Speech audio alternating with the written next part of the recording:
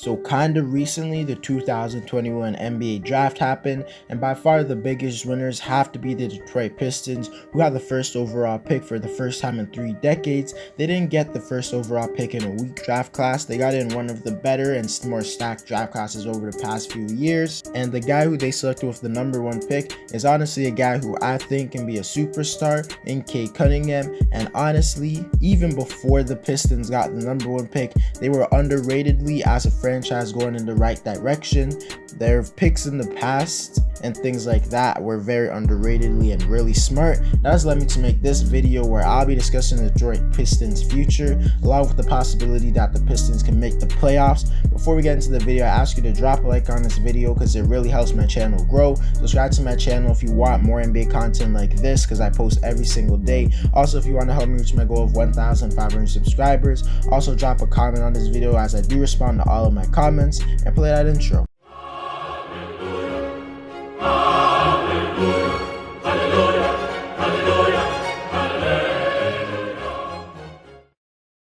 To start the video off, we definitely have to talk about the most important player on the Pistons, which is Cade Cunningham. If Cade turns into a superstar, which is what I think he is capable of being, this Pistons team ceiling goes way higher than most would expect.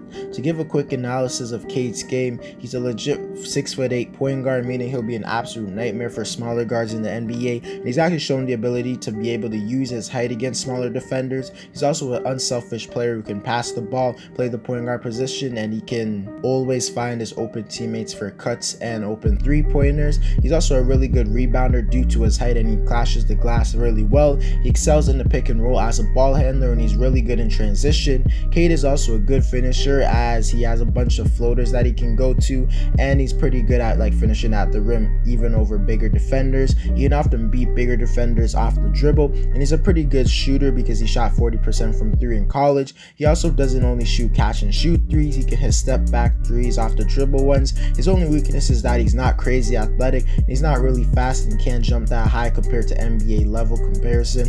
He also sometimes turns the ball over and unnecessarily. He isn't a bad defender necessarily, but he doesn't look like he'll be a lockdown defender due to his lack of lateral quickness. So as I showed, he clearly has the skills to be an NBA superstar. And I think with him out the gate being a pretty tall point guard, I think he could be a above average point guard straight out the gate, because in the NBA, especially in recent NBA history, we've seen that really tall point guards always have one of the best rookie seasons, because we saw Ben Simmons. He had one of the best rookie seasons of all time. He's pretty disappointed now, but in his rookie season at least he was really good. We saw LaMelo Ball, who just won Rookie of the Year, and he's a taller point guard, and I honestly think it will be just like that for Cade, because Cade is at worst, as his career goes on, going to be an all-star level player, but I actually think he has the potential to be a top 10 player in the NBA. And if Cade can have that Ja Morant type of season where he's one of the better players on a surprising team in his rookie season, he leads into a surprising playoff push,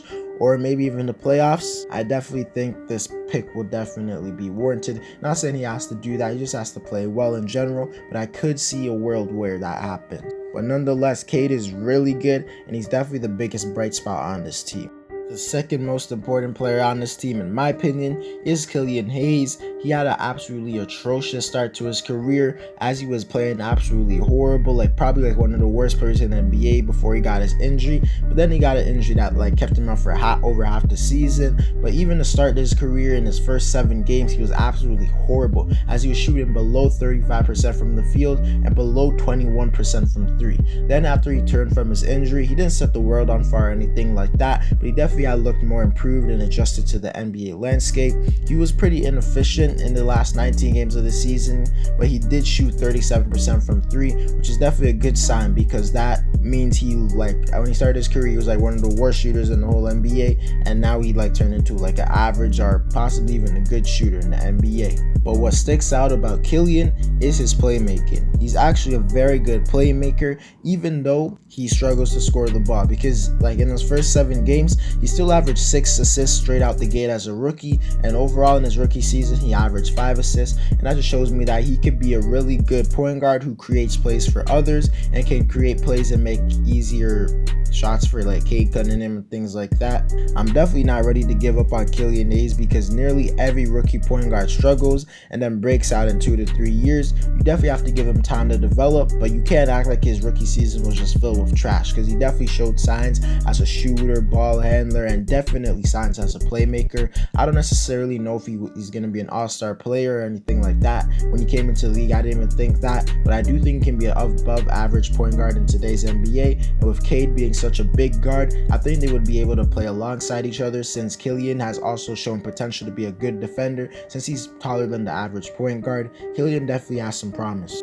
The next guy on the Pistons I want to talk about is Sadiq Bey, who showed a crazy amount of promise in his first season. He was one of the better rookies in the whole class, as he proved to probably be the best shooter in the class, as he shot 38% from 3 as a rookie while attempting 6 of them a game. And to be honest, that's borderline elite shooting. And when you take in that he was on a Pistons team that didn't have any great playmakers, meaning that he had to create a lot of threes and had to hit difficult ones due to the fact that no one could give him open threes, makes it even more impressive. Sadiq also showed the ability to not only just shoot the 3, but also to attack the rim at a good level, and the ability to hand the ball and hit shots off the dribble. I think Sadiq will for sure be a player who stays in the NBA for a while, since he can shoot so well, but I also think there's a chance he could be a fantastic starter, who is a guy who could average 16 to 18 points, shooting over 40% from 3 and playing some solid defense. When you realize that the Pistons selected him with the 19th pick, you have to give them credit, especially to their front office.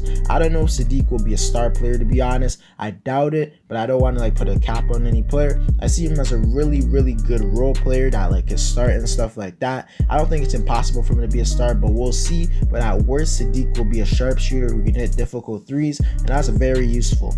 Next, we have to talk about the only guy who we know for sure will produce at a high level in Jerami Grant, who was the guy who played at an all-star level last season after being just a very good role player most of his career. I think will be huge as a veteran presence for them if they're looking to win. Also, I think going forward, he could be a really good fit with the rest of the team, as he's a guy who could space the floor at a good level. He's also a guy who's great at slashing to the rim, and he's shown much improved ability to create his own shot. He also is a really good cutter, and guys like Cade and Killian can set him up for easy backdoor layups and dunks. And I think we could see Grant play way better next season than he did this season, especially when it comes to his efficiency, because last season he averaged 22 points, shooting 42% from the field and 35% from 3, which isn't great efficiency, but I'll give him a pass since he was playing with terrible talent, and that allowed defenses to focus on him, and it forced him to take a lot of difficult shots that he simply is not good enough to make at an efficient level, which is okay because not many players are. But I think this season, with other guys developing along with the addition of Cade, I think he would get way more easy shots and less of the defense just pressuring him and stuff like that. And I think that will lead to him being efficient, maybe shooting over 45% from the field and 37% from 3 while averaging 16 to 20 points. I think that would be huge for this roster. To quickly discuss some of the Pistons role players, I talk about Isaiah Stewart, who's a steal they got last season. He's a guy who hustles a lot on the floor. He's also a very good defender, and he's great at attacking the glass for offensive boards purely off of his effort. He's also good at defending the post due to his strength, and on offense, he's a decent finisher at the rim. I think he could be a decent starting big man going forward, or a really good backup. The most underrated guy, in my opinion, on this team is Hamidou Diallo, who's a guy who's one of the better bench players in the league on the Thunder. I think he could do that on the Pistons as a scorer, which is something they definitely could use. They also have Saben Lee, who was a steal from last season. Looks like he could be a solid NBA player. He had a lot of big games for them last season. They also had Josh Jackson, who had big games for them last season. Hope he could be decent off the bench. Also, Sekou Demboya has had a really rough start to his career, but he has all the tools to be an elite, versatile defender, so I'm not ready to give up on him yet. Pistons also signed Kelly Olynyk, who I think will be actually really important. Just don't get it twisted. Olynyk is not a trash player at all, and as in his last 24 games with the Houston Rockets, he averaged 19 points while shooting 54% from the field and 39% from 3. I'm not saying he's going to average that on the Pistons, but I am saying that he could average somewhere around 13 to 16 points, shooting really well from 3. That's definitely valuable to a team.